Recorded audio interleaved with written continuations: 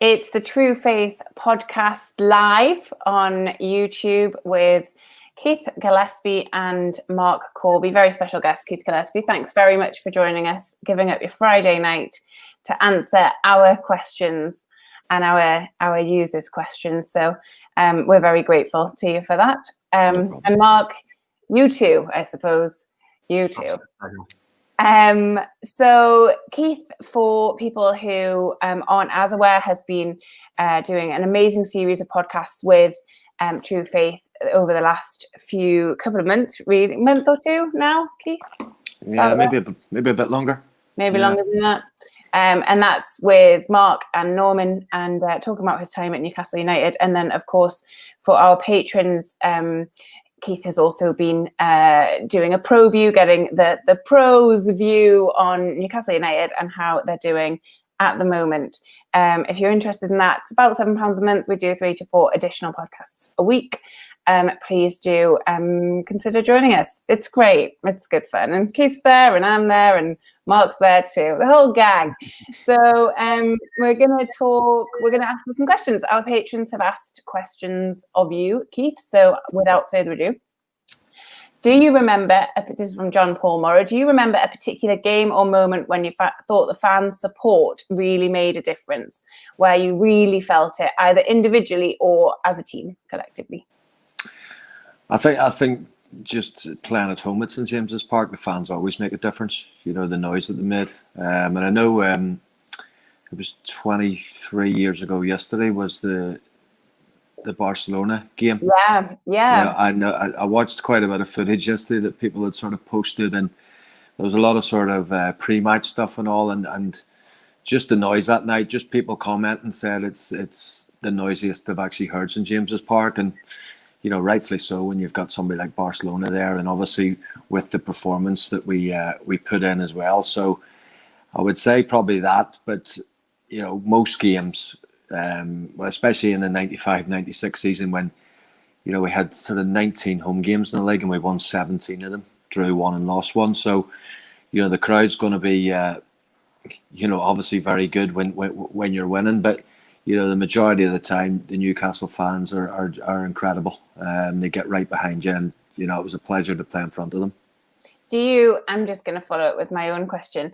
Do you remember any times where they did not do that? Or there's times obviously when you're struggling, and you know, when you go through a bit of form which isn't good, you know, like any fans, they can get on your back because, you know, they're sort of they pay to watch good football, and if you're not performing, you expect to get some stick from the fans. So yeah, of course it happens at every single club. You know, that's just obvious. And you know, I think I remember talking to a taxi driver not long after the Barcelona game years ago, and I think we were 3-0 up at the time, and Rob Lee had given the ball away, and somebody jumped up and started giving Rob Lee abuse, you know, because he gave the ball away, and we were 3-0 up against Barcelona. So you're not going to always please every fan, but you know, as I say, the majority of the time they were absolutely fantastic. Yeah, you can't please everyone. No. Marc, are there any moments at St James's Park that stand out for you? Yeah, well, obviously the Barca one stands out straight away, isn't it? It's quite, you know, it's always good to hear Keith's views on that, and I can't believe it's 23 years, but that's definitely the loudest I've ever heard St James's Park, and that was only 36,000 at the time. So that just says it all. You know, we've got 16,000 more now, and the acoustics aren't as good, so the noise doesn't travel as well. But I think going back, a bit of a cliche, but going back just before Keith's arrival in 95, under Kevin Keegan, I think every game, it was just, you looked forward to it, the city was excited, you were excited, you know, from the first minute to the last, it was non-stop support. And, you know, it was just an absolute joy to be, you know, present at the vast majority of the games, especially away from home, because it wasn't just a couple of thousand. You know, the demand for away tickets back then in the early 90s, in the mid 90s, you know, you sold out and then some more. The demand was phenomenal. So Keith's right in what he's saying. I think that whole period, especially under Kevin Keegan, it was just non-stop joy. Yeah, that's so nice, isn't it? It's so nice to remember that kind of like joyous time where it wasn't like, oh God, we've got to go and watch a match again. All right, let's move on.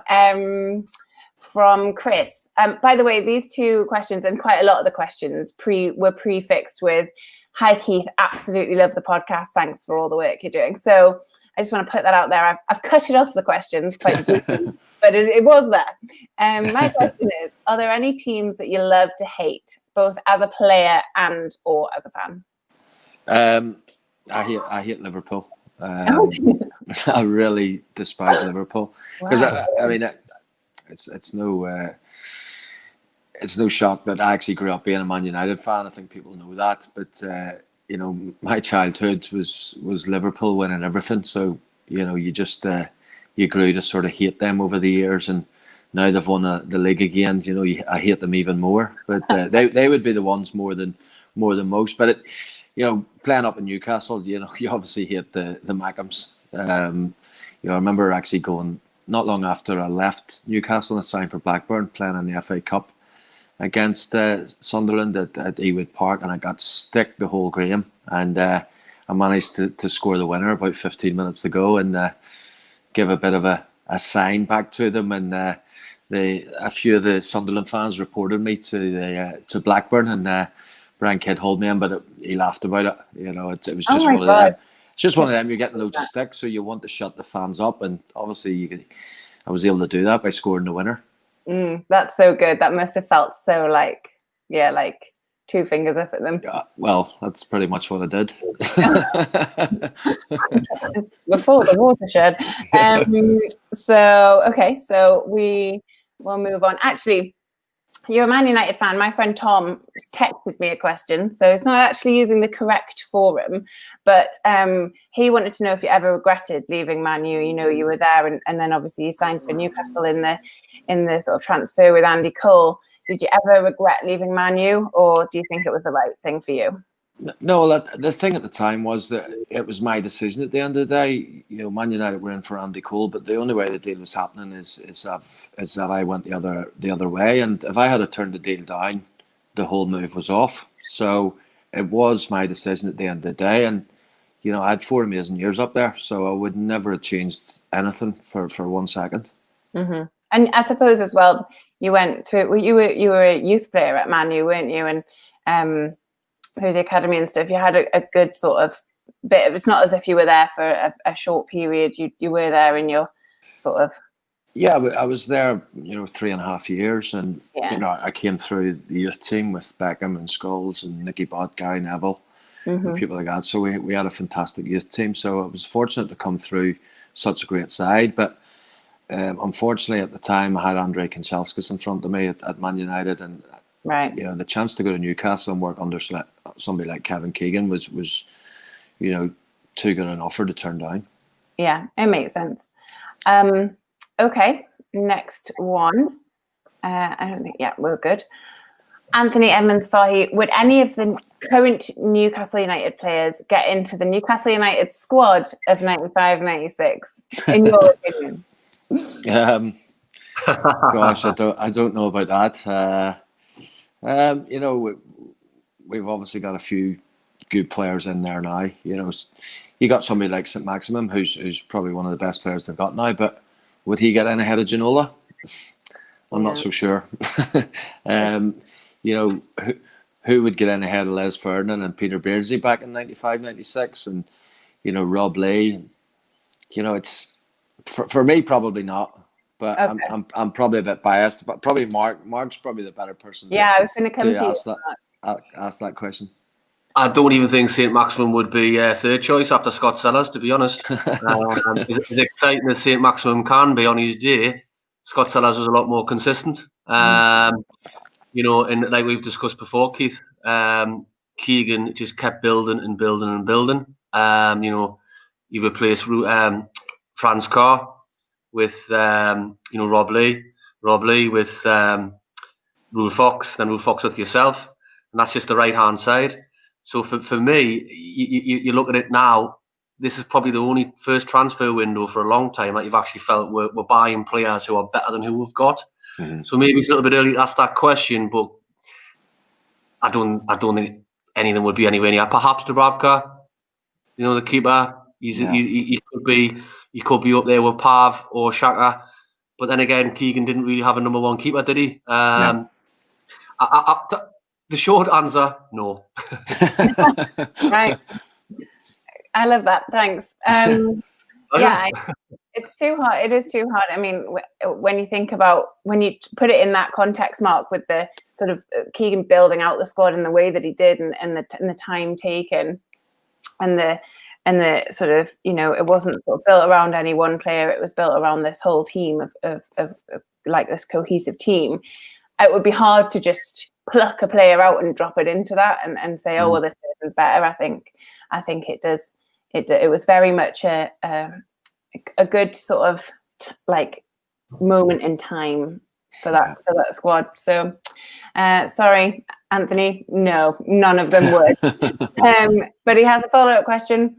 If you could sign a player in that period to get Newcastle United over the line and win the league in '96, who would it be and why? So I think this question, I was reading this question before, I think this question is asking, outside of Newcastle United, who would you have signed within the Premiership at the time to get you over the line in '96? Who are your peers? Gosh, that's a really good question. The thing about it is we obviously were so close, and I think Kevin went out in March time and brought in David Batty and Tino to strengthen things, and it probably didn't work. And they were top players. I just think, Man United probably had more experience of going for league titles than what we did at that period. I think we only had Peter Beardsley, who had won a league title before, and Man United had been doing it for a few seasons. So they were probably more experienced than us. And, they had Eric Cantona at the time, who seemed to score every week in the last sort of 2 months of the season. It was really demoralising every time you come into the changing room after a game and you wanted to know the United score, and it was 1-0 Cantona had scored. So, I don't know if it's very difficult to pick somebody out of the Premier League, because I think in terms of the squad that we had, we had goals going forward. They talked about that maybe we weren't as good defensively, but I think we still had the third or fourth best goal, defensive record in the league as well. So, it'd be very unfair for me to say that we should replace some of the defence, because they probably had it hard at times, because we were so gung-ho at times going forward, which is obviously what the public want to see. They want to see good attacking football. But unfortunately, that can suffer at times with the defence, because they don't get the help, at times that they need. So, I just think in terms of getting us over the line that year, it was a lot down to the sort of experience that Man United had. And, there was obviously a few twists and turns, because, the one game that we lost all season at home was against Man United, and it was a game that we deserved to win. Peter Schmeichel was man of the match. And on another day, we probably win 2 or 3-0. And for me, if we'd have won that game, we'd have won the league. There's no doubt about it, because the difference in points at the time was 4 points, and if we win that, we go to 7. But because we lose it goes to 1, and the momentum swings towards them. And then you lose games away at Liverpool. You score 3 goals and you don't get anything out of the game. And Blackburn were 1-0 up with 7 or 8 minutes left, and we don't get anything from that.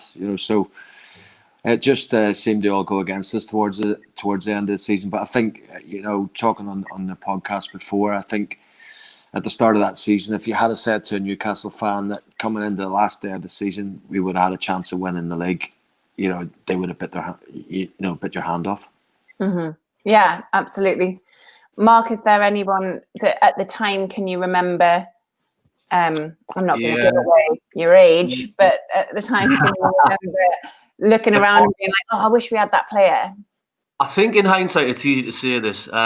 Apart from signing someone to shoot Cantona and Schmeichel, we could have signed some. For me, Tony Adams. I think Newcastle had some fantastic centre halves at the time in Albert, Peacock, and Howie. But as a supporter, Keith may disagree, It's probably a question for him, but I think we're perhaps just missing that little bit of leadership and perhaps that little bit of organisation at the back. And that's not to say that the defence ought to blame in any shape or form. I still say this: the reason we lost the league for me is because Keith wasn't put back in the side as a right wing. That I stand by that point, and I'm not just saying this because he's here, but I've always said that for many years. But I just think if we had that leader, there's not many players who are highly spoke of as a better captain than Tony Adams. And there was rumours at the time that he may have been up for sale at Arsenal. So if we had got Tony Adams, personally, I think we would have won the league. But as Keith said, we were close. We were very close. I have a question, a fun question for you, Keith. Was it a deliberate choice that your jersey was so enormous, or like so you could see it was being pulled, or was it like, why was it so big? I don't know. I mean, that was just always the way I was. I just like to sort of wear it a bit baggy, so I did, and I was always long sleeves as well, and I suppose I was sort of a wee bit skinny and scrawny as well. They sort of struggled to sort of get one to fit me. So you just went like the other way, just get me an XXXL. That was actually a small I was wearing. Shut up. No, I'm joking. Okay, I believed you. Gullible. Okay, I was just very interested because I was Googling and I was like, goodness me, your tops are huge. Okay, Alex Hurst is watching. Hey, Alex. Alex wants to know, Keith left United still in his early 20s. How do you compare the rest of your career how do you compare the rest of your career to his time at to your time at Newcastle, and why? I left actually when I was 19, so I did to come to Newcastle. So you're still at a young age and still a lot to learn. The 4 years I had, as I said many times, was the most enjoyable 4 years out of anywhere I was. And I've always said that, and I think if somebody like Kevin Keegan had stayed manager, he's the sort of manager you would have wanted to stay there forever. Unfortunately I left then. Obviously, I had 4.5 years at Blackburn, and we got relegated, but then we had promotion, which was great, and then we won the Worthington Cup at the Millennium Stadium. So it was nice to sort of get a trophy.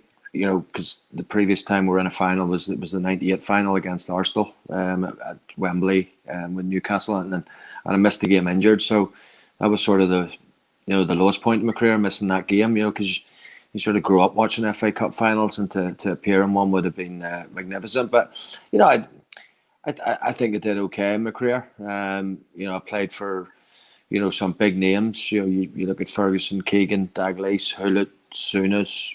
It's so modest of you for you to be like, I think I did okay. Like that's pretty impressive. Yeah. I was fortunate that I was able to play football and make a career out of it. I feel very very lucky that I was able to do that. And as I say, I played at other Premiership clubs, Leicester, and joined Sheffield United. We're in the Championship, and we got promoted straight away back to the Premiership. So. That was another great day, getting promoted and back playing the Premiership again. So, played 86 times for my country as well. So, I suppose, throughout my career, I was happy enough how I did. Good. Well, I'm pleased to hear that. Norman, people are texting me questions. That's not how live YouTube works, but I'm allowing it. Norman wants to know from both of you, so Marc, if you could be in a band, what band would you be in and why? And he's highlighted the fact that Marc is in fact a musician. So plenty of it. If I was in a band,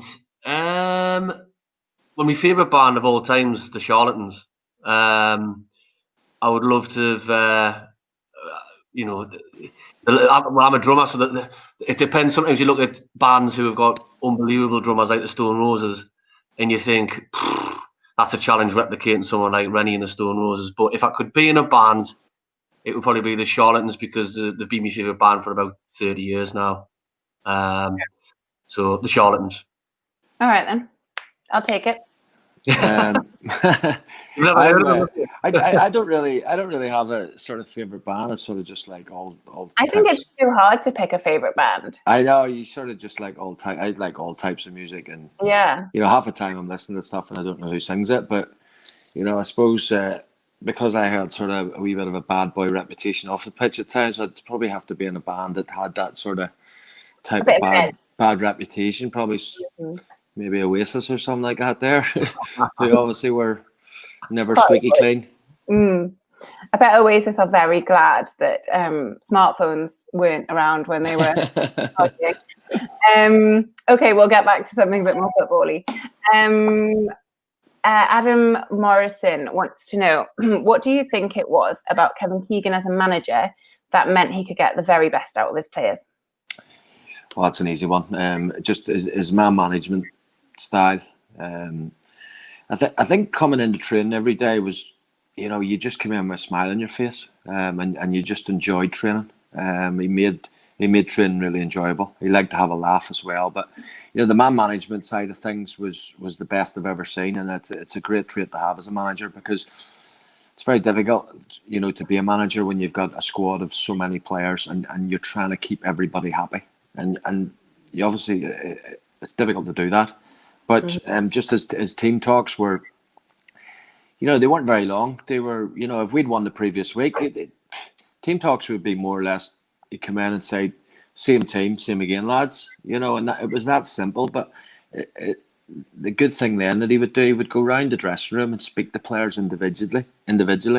And, just by saying one thing, you would feel like the best player in the world, and you'd want to go out and run through a brick wall for him. And as I say, it's an incredible trait to have as a manager, because, people sort of go on about, tactically, we were maybe a little bit naive under Kevin, but, I think the Newcastle fans just enjoyed that period, from where they were when he took over and where he took them to was an incredible sort of journey over those sort of five or 6 years, from, almost getting relegated to the old second division, and then all of a sudden we're nearly winning the Premiership.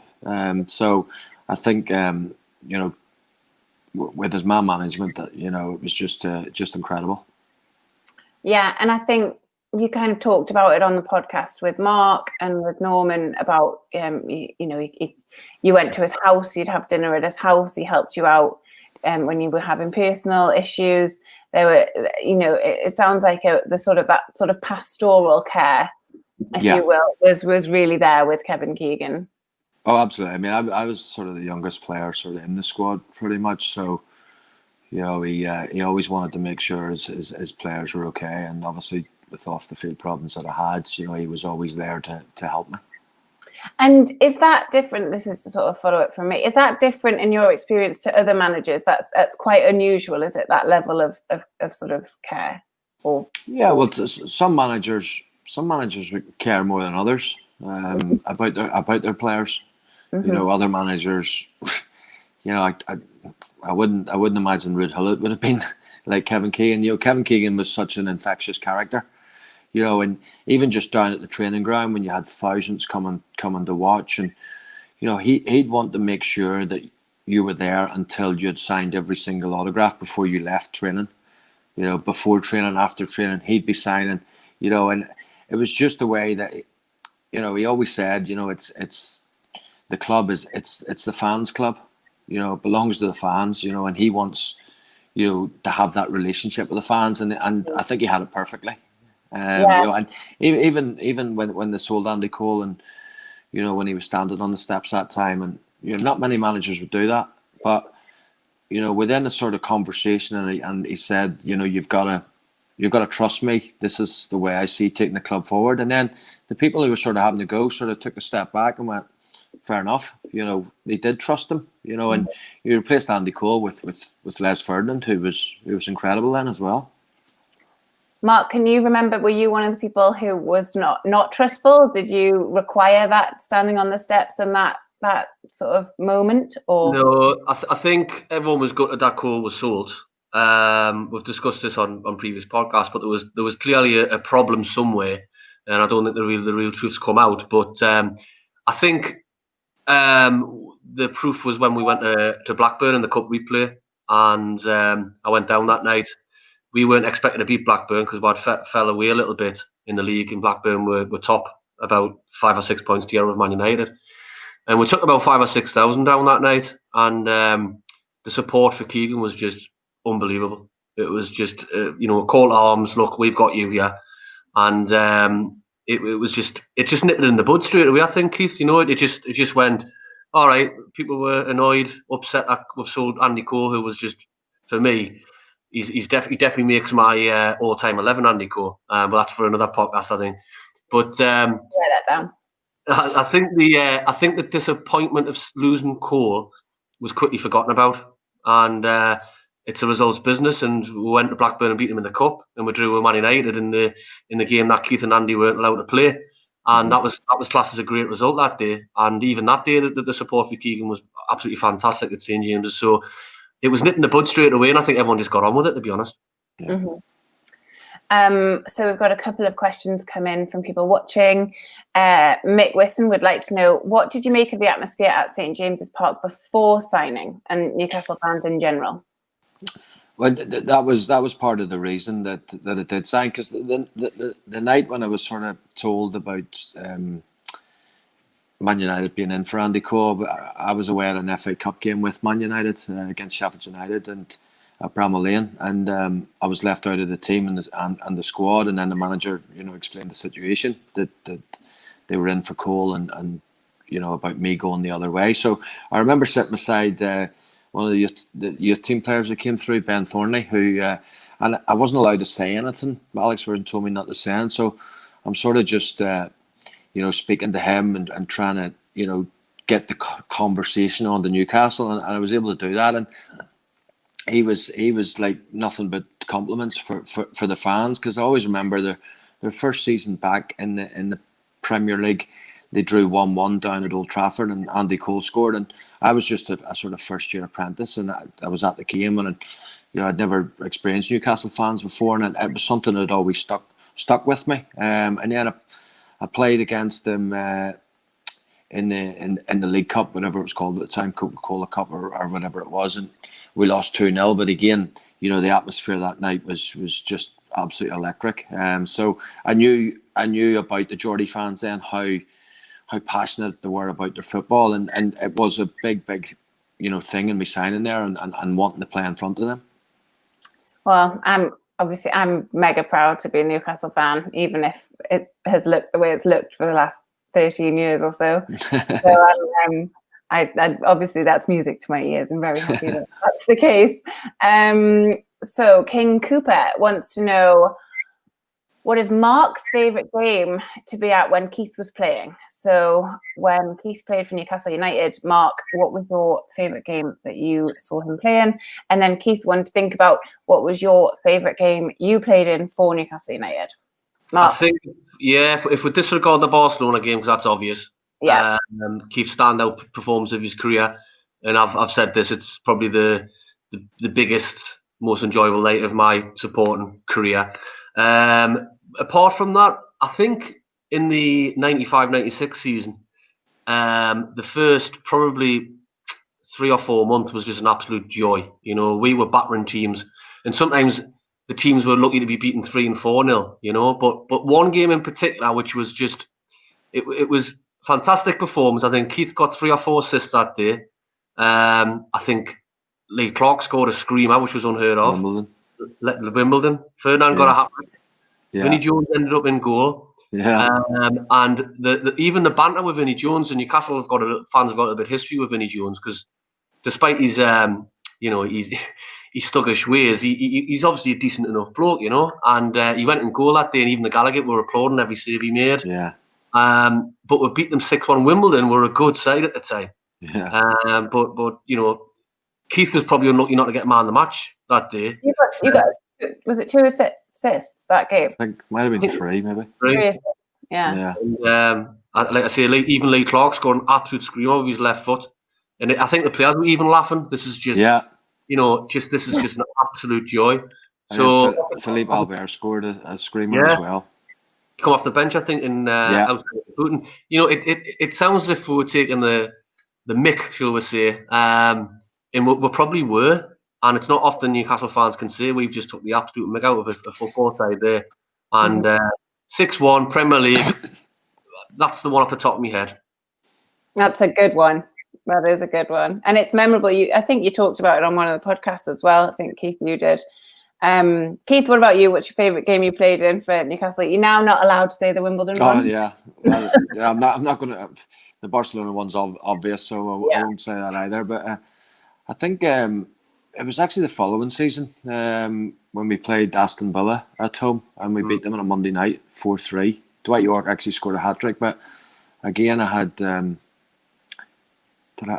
couple of assists that night. But just the actual football that night was just back and forward, and I think Kevin was probably pulling his hair out at times because of. They went down to 10 men and they still sort of made a game of it. But it was just, it was one of them because it was a live game on a Monday night football. And it's a game that's, that still gets shown quite a bit. I've seen it quite a few times over the last few months. And, that was just a joy to play on that night. But in terms of 95-96 season, there's a host of games that, you could mention. I remember playing Man City at home and we beat them 3-1. And honestly, how it wasn't double figures, I'll never know. We had something like 32 attempts at goal or something, and that's an attempt at goal every 3 minutes. So we just that's crazy when you put it like that. I know it's crazy.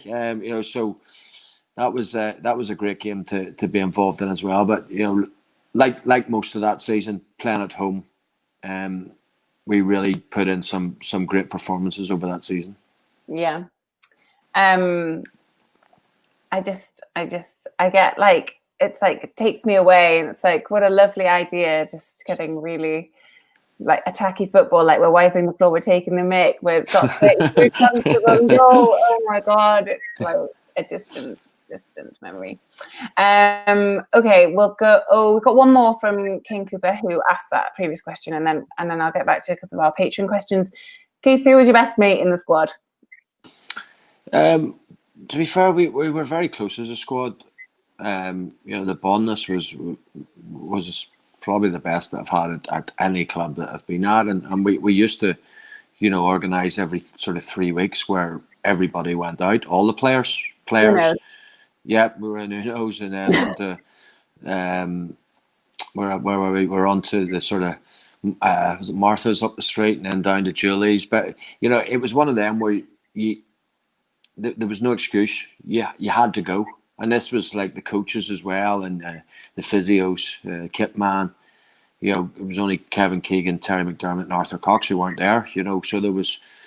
Quite a group of us, and those who wanted to go home after the food, would do so. But generally there was quite a majority of us sort of stayed out. And when I first joined the club, the young local lads like Steve Watson and Clarkey and Robbie Elliott, Steve Howie, they sort of took me under the wing at times and sort of showed me the nightlife.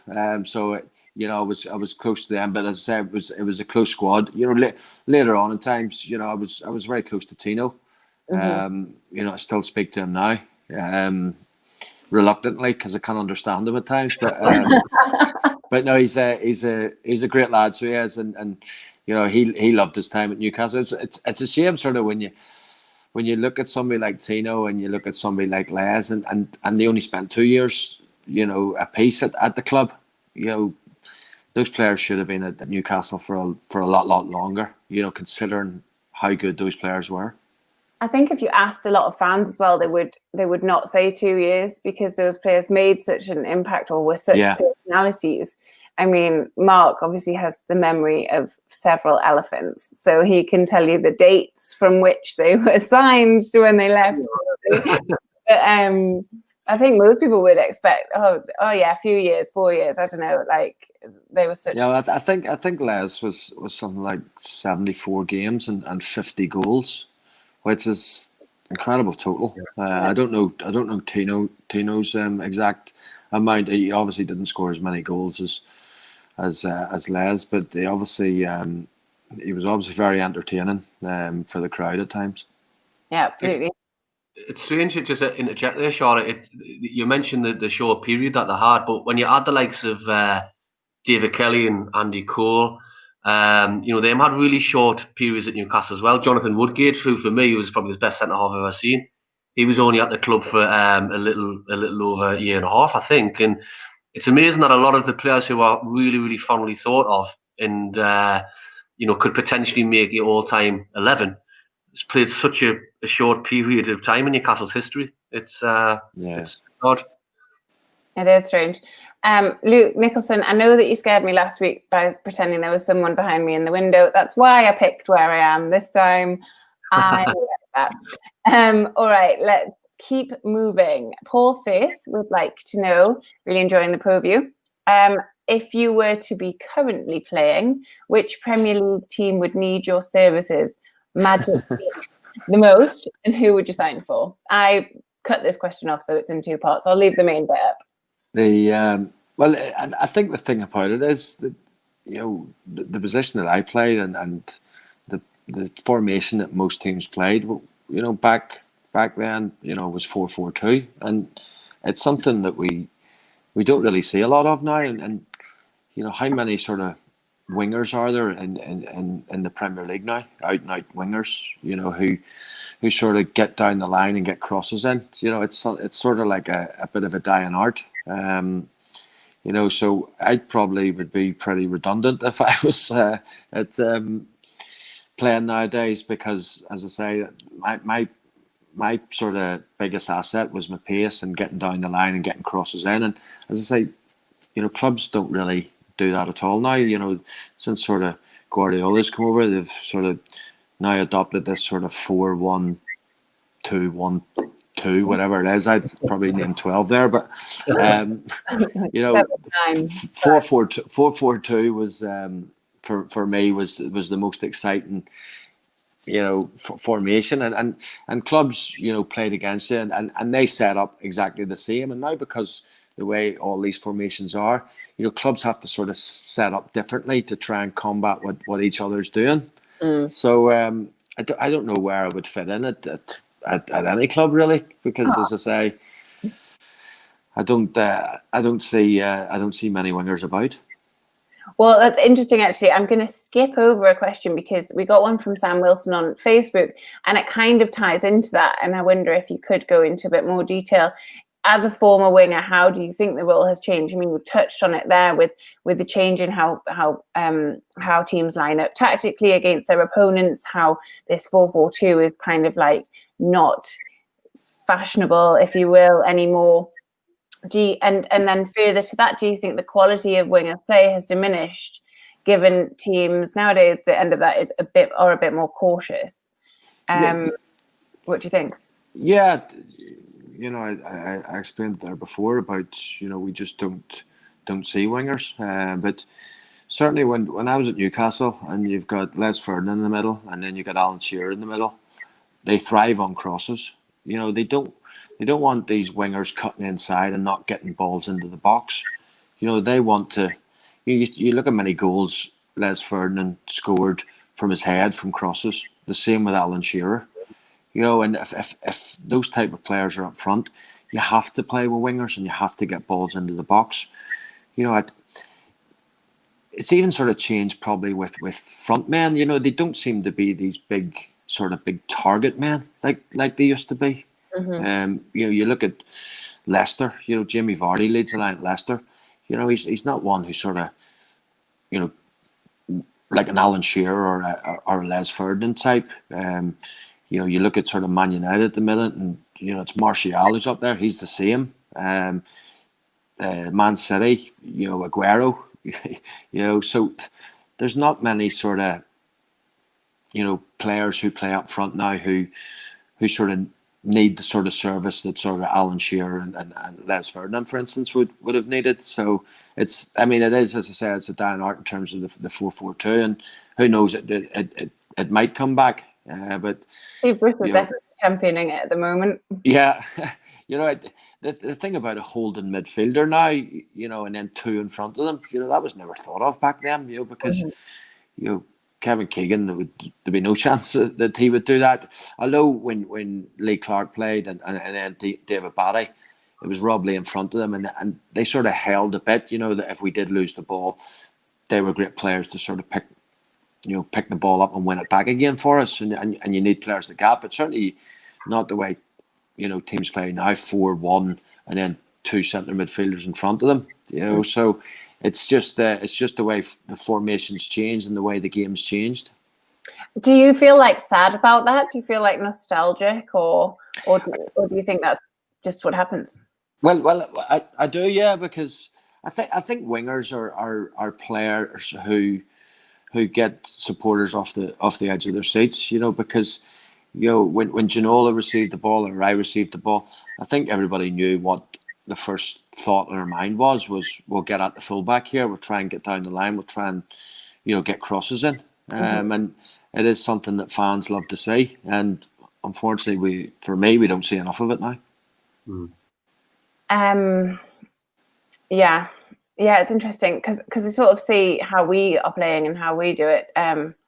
It's kind of a bit more old fashioned, but I suppose Steve Bruce is a bit more of an old fashioned man. Well, I suppose when for Newcastle and you're playing, now you've got sort of Ryan Fraser and you've got St. Maximin. Those are the sort of players you want to get down the line and get crossed in the box. If Andy Carroll's playing, yeah, I guess that's his strength. Front man in the way that you're talking about.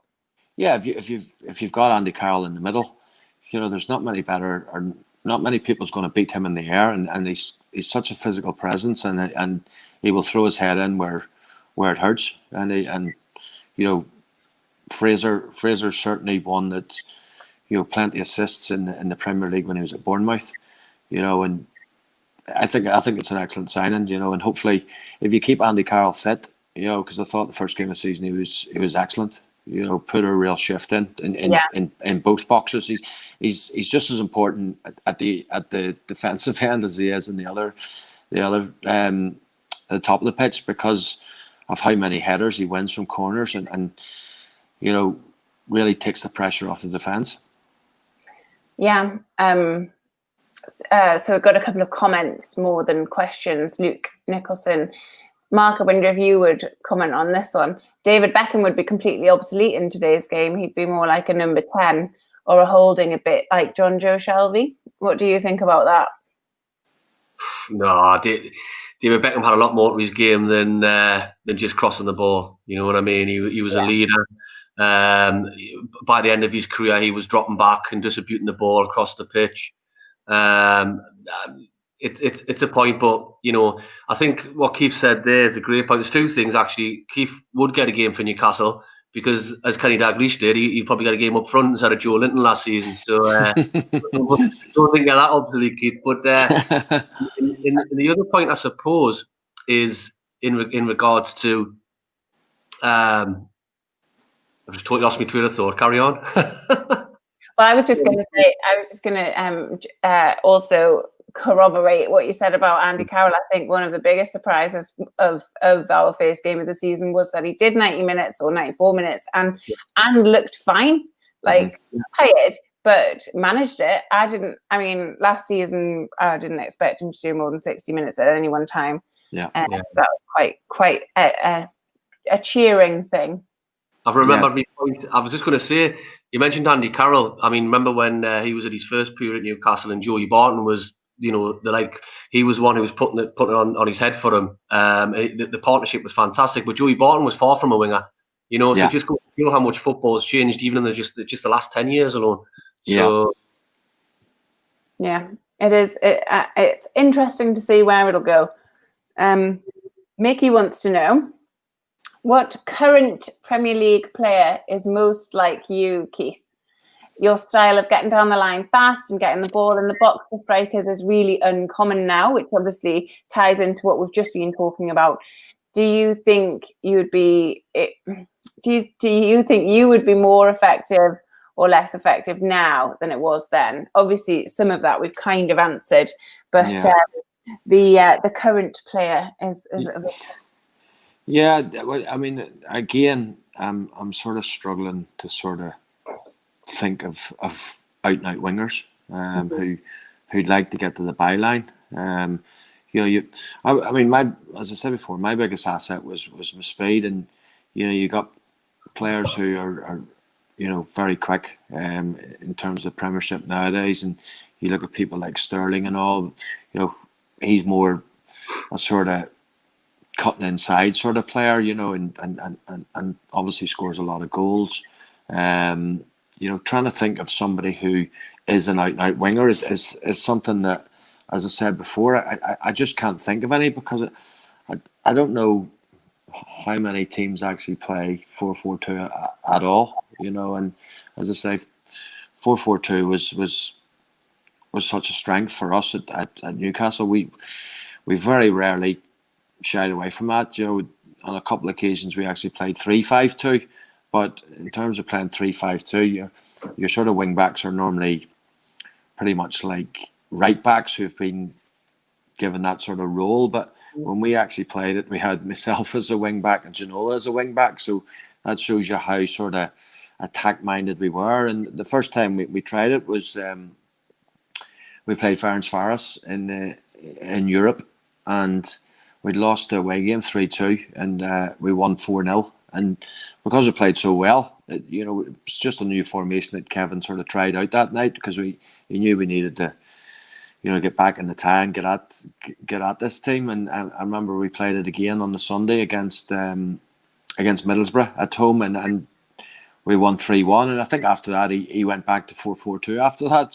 So it is. I was pretty glad of it, because the wing back role is very, very demanding. But I sort of probably felt a bit sorry for our back three at times, when it's myself and Ginola who sort of aren't sort of defensive minded, who probably should have been back helping them more than we should have, or more than we were. Yeah, but I think the sort of Kevin Keegan's Newcastle United was an attacking beast, wasn't it? Yeah. That was not, he didn't put you there to help out the back. No. So I think, yeah. Well, I think that's about it. Marc, is there anything else you wanted to add to that? Just a quick question for Keith. Really, we mentioned the support, or in your career, whether you felt the support had an impact or a negative impact. My recollections of your returns when you come back with Blackburn, I personally thought it was positive, but there was a couple of sort of booing. Can you recall that, and how did it make you feel, considering you had such a massive impact on us going so close?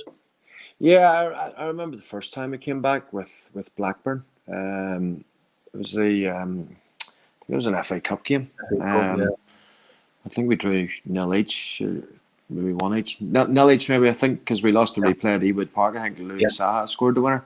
But I was a little bit disappointed, because there was a little bit of booing, and I think, as I explained on the podcast, the whole sort of reason behind me leaving,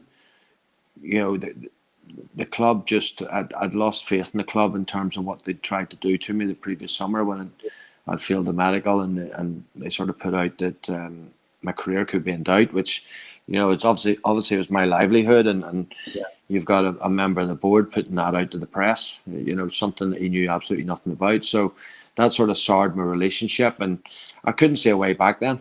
Although when Hulett came in then, when I actually did leave the club, I'd played the previous sort of 5 or 6 games, but I was in the sort of last year of my contract, and the club obviously needed to get me out, and before I went for nothing.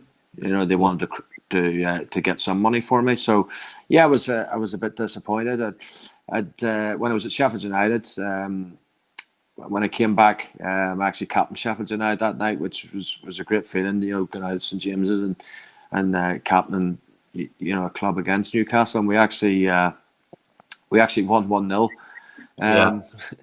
It was just it was great, but I was sort of disappointed, that I did get a bit of booing from the fans, but the majority of them were obviously great, because I think everybody knew what it meant to me to play for Newcastle, and the 4 years I had there were, as I've always said, were absolutely incredible. Spot on. There's always some. Yeah. but they're not representative of the rest. We'll get Norman to go and sort them all out. Aye. Exactly. All right, then we'll leave it there. It's Friday night. People want to go and enjoy it. Keith, I'm sure that you want to go and enjoy it and enjoy your weekend. So we'll pause there. This will go up on our YouTube, and the audio will be available for patrons. Which, as I said at the top of the show, was about £7 a month for 4-ish extra podcasts a week, some of which feature Keith. And if you've enjoyed this, YouTube, please do listen to Keith's. It's a 4-parter, right, Mark? Is it 4-part? It was supposed to be a 4-parter, but we've got that much to talk about still. It might go on forever. So currently it's 4 parts. It's probably going to be 2 parts. Really interesting, in-depth look at Keith's time at Newcastle United and before, and probably a bit beyond. So do check that out. But for now, thank you very much and good night. Thank you. Take care, guys. Cheers. Thank you.